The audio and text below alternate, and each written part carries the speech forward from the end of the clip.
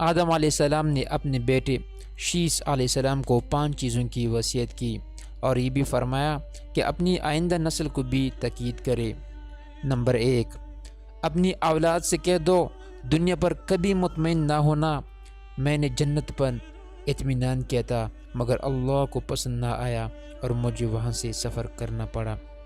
Number 2، اپنی بیویوں کی خواہشات پر کبھی عمل نہ کرنا، میں نے اپنی بیوی کی خواہش پر عمل کرتے ہوئے درخت کا پھل کھایا تھا، اس پر ندامت دیکھنا پڑی۔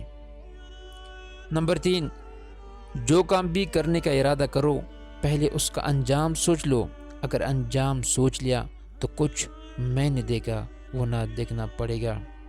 نمبر 4، جب کوئی چیز دل میں کٹکتی ہو تو اس سے اجتناب کرو، کہ درخت کا پھل کھانے کے وقت میرے دل میں بھی کٹکی تھی مگر میں نے خیال نہ کیا تو ندامت اٹھانی پڑی۔